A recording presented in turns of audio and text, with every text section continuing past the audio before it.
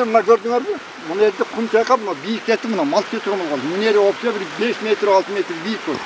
Сызактын талабулак айылы жер көчкүгө, сел каптоо коркунучу жогору аймактардын катарында. Мында жыл сайын сел келип тургундарды анча-мынча чыгымга учураткан окуялар арбын. Дал ушул аймактын жашоочусу Абдрахман Абылов коопсуз жайдан буга чейин жер берилгенин, бирок ал жакка барып жашоого ниети да жоктугун айтууда. Ага себеп катары буларга токтолду. Бунда жерди мен каяктан табамын? Мен барганда деле айттым го 5 сотук жерге кетип атам. Эгер муну суу мынерден агып турганда мен үйүн үстүнө кетет болчу. Келет, кайтып наоборот кум чайкап бийиктетип атат. Коркунучсуз кылып атат да. А мурун жеп отуруп мына түбүнөн келип туруп о аңырайтып кетип аткан. Азыр мына кум чайкап таштар жемелип койгондон кийин кыскасы ал орус кеткенде Селебайды өзү Алла өзү кылып койду. Бийиктетип коркунуч жок болуп калды. Ошон үчүн коркпой жашап атабыз.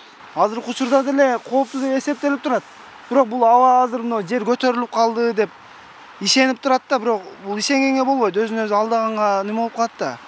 Бул суу менен ойношконго болбойт да. Бул суу качан болсун тентек сай. Бул жака ооп агып турушу мүмкүн да.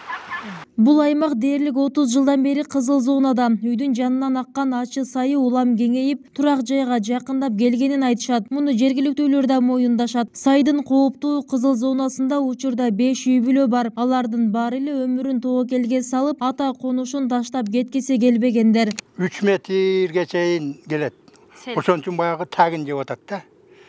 Эми баягы карап турабыз, эми Кудай сактасын, баягы тәгі ташқа барып тақалған. Баға таштар қалдырап, салдырағанда қарап, чекерекке шығып тұрабыз. Бұйылдағы көп жады, 1,5 метрдей тәгінен жеп кетті. Шығауызда елдер шықса шығауызда құда қарасы.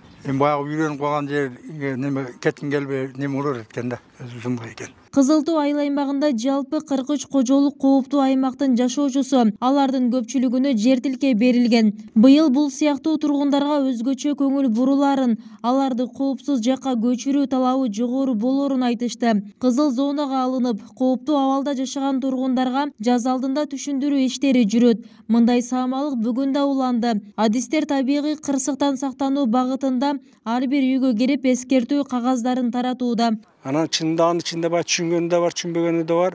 Бир кооптуу аймактарда жашайсыңар, көп чыгышыңар керек.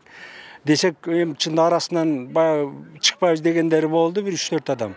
Бирок эми чыкпайбыз десе биздин эми айлабыз акыркы жолду ушу сотко гана беришибиз калат. Соттун чечими менен чыгарышыбыз керек болот.